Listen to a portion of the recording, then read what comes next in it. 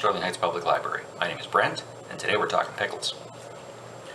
So, usually when somebody says pickles, you think cucumbers, right? Well, I'll tell you what, you can do a lot of things besides just cucumbers. We're not going to touch on everything we've got here today, but just a couple of quick examples. Sweet relish, pickled turnips, baby carrots, standard cucumbers, more turnips but with beets, and jalapenos. These are just some of the options you got. You can pickle just about anything. So let's touch on equipment here before we do too much else. So you're going to need some kind of jars. You can use mason jars, bale top jars, leftover jars, empty plastic containers as long as they got nice lids on them. We're not going for long-term storage here. Today we're going to be playing around with quick refrigerator pickles ideas. You're going to need some measuring spoons, measuring cup. A canning funnel is not necessary, but it's really helpful. It's a good idea to have some kind of a spatula, and a stainless steel saucepan would be great. We're going to be working with vinegar and salt today, and maybe a little bit of sugar. So you want non-reactive storage containers and non-reactive pans to work with. Don't work with aluminum. Don't use any kind of metal containers, but we're going to be plastic and glass work just fine. So there's multiple different ways to do pickling. Pickling has been around for literally thousands of years. You can pickle with just a salt solution. That's going to be a fermentation pickle. We're not going to go there today.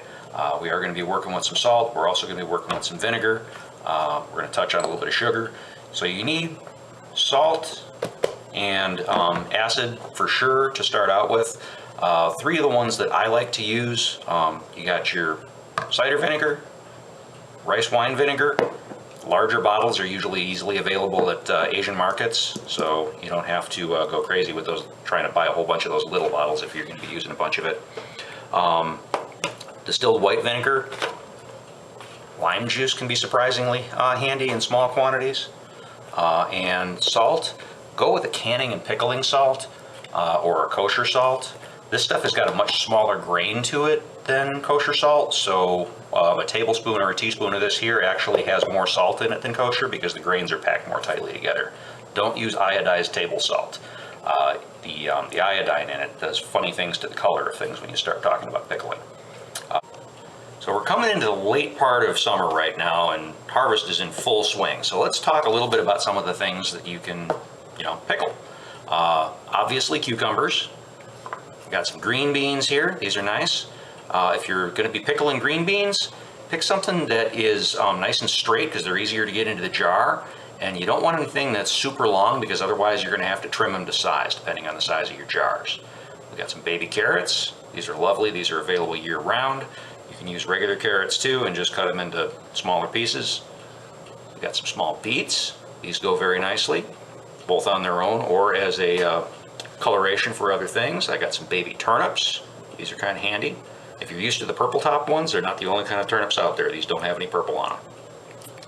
Little onions, big onions, chili peppers of all shapes and sizes. These are jalapenos. These work great, both as an ingredient and accompanying other things. I got some garlic here. This is a great way to use up small cloves that you don't really want to chop. Eggs. Pickled eggs are great. You got a lot of options as far as additives that go into these as well. So just some of the things that you can use as common pickling spices. You can use cloves, allspice, coriander works really well, flake red pepper, bay leaves. I always use bay leaves in almost everything. Ginger's a nice option, cinnamon sticks, black peppercorns. If you're doing dill pickles, you gotta have dill. Don't use the leaves. Use either the seeds or the whole flower heads. This time of year when you got the access to the whole flower heads, they work great. Mustard seed.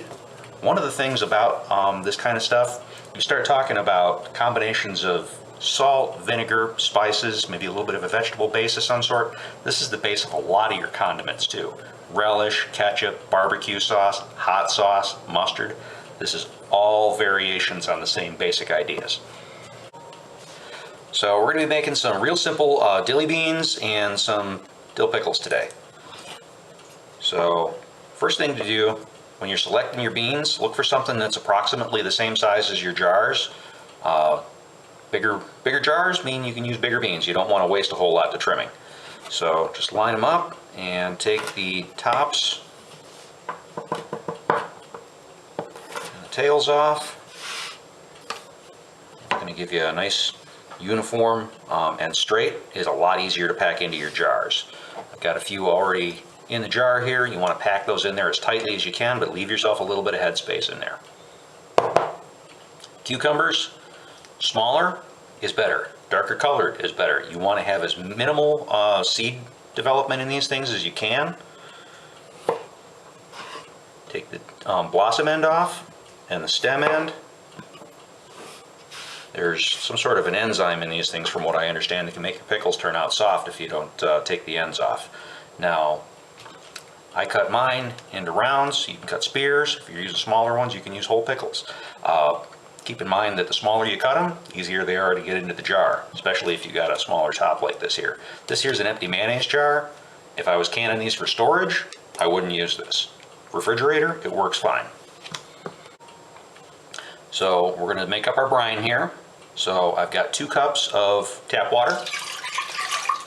You typically don't use straight vinegar for this, but about a 1-to-1 ratio with vinegar and water is about right. It's not a bad idea to make up a little bit more brine than you think you're going to need, because you can always save a little extra brine, but you want to make sure you've got enough to cover your vegetables. So 2 cups of water, 2 cups of vinegar. I'm using cider vinegar for this. Yes, I drizzled it on the counter. It's not going to hurt a thing. For each cup of liquid, and right now I've got 4 cups of liquid in here, you're going to use about a teaspoon of salt.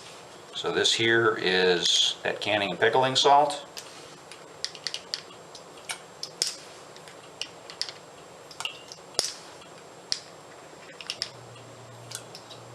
So 4 teaspoons of salt would be 1 tablespoon plus 1 teaspoon, but you can just count them. It works fine too.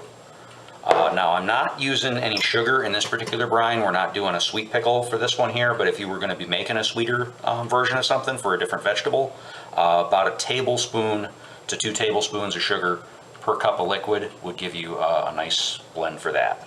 So I'm going to go ahead and put this on the stove and heat it up until that salt dissolves nicely. Doesn't have to come to a full boil, but I'm going to bring this to a simmer just because.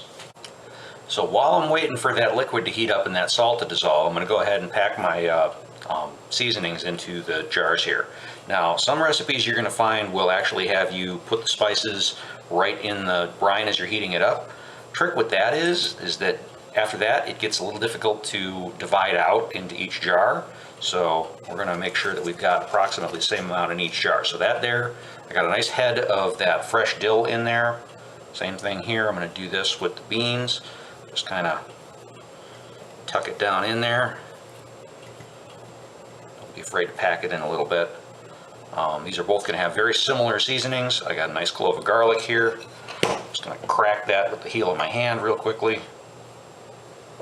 Same thing with the cucumbers.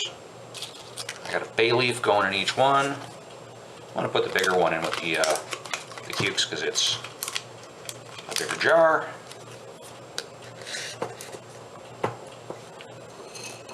A nice pinch of black peppercorns in each one. Probably about 8 or 10, maybe a dozen in each one. That'll work out just fine.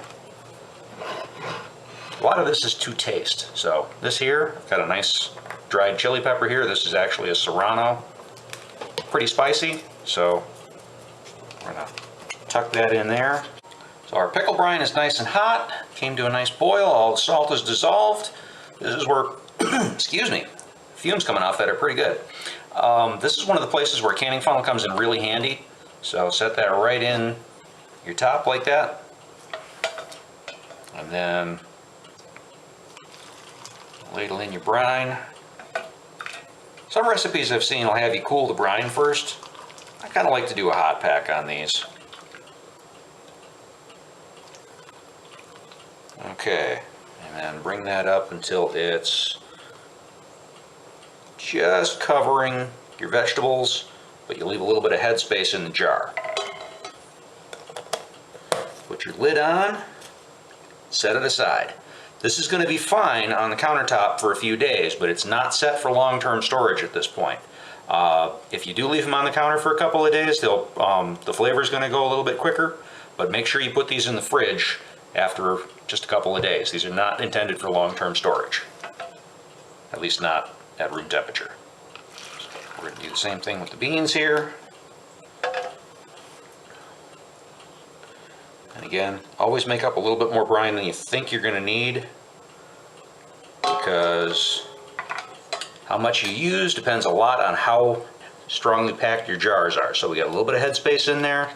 We got a lid and a band. We're going to just put those on, set them aside. I'm going to clean up and we'll come back in just a second. So now we've got them packed, we need to let them sit for a little bit. Now, they're fine on the counter for a few days, but long-term storage, you definitely want to put them in the fridge, just because we haven't done an actual canning process on these. But how long does it take before they taste right? Well, probably 5 to 7 days. So if you open them up at 5 days and they still need a little bit longer, give them another couple of days. But by 7 to 9 days, these things should absolutely taste like you're expecting them to. A million things you can do with pickles. Nice snack. They go great with a sandwich. Put them with some cheese and crackers. Give them a try. See what you think. Now, I mentioned that these are not set for long-term shelf-stable storage. We did a hot pack on these. Don't be surprised if this thing here does seal. That does not mean that you can set it on a shelf for months and it'll be fine. So once these are good, set them in the fridge. It'll keep for months in the fridge. If you want to get interested in fermented pickles, or if you want to get into long-term storage for shelf stableness, I got a couple of further readings that you might want to take a look at. First of all, this here, Charcuterie by Micheal Ruhlman and Brine. I love this book. It's primarily about smoking and salting meats, but it's got a great section in here on pickles as well. Good reference. Really goes into the details on that. If you get into Korean pickles, like kimchi, I like this book right here, The Korean Table. And also, the U.S. Department of Agriculture publishes a complete guide to home canning. You can find that on the web. It's a free download. It's available in PDF. You can buy it from Purdue University Extension in a printed format. Exhaustive information on preserving, canning, pickling. More information than your average person is ever going to need, but it's definitely worth taking a look at if you're talking about doing stuff for long-term storage to avoid getting yourself in problems.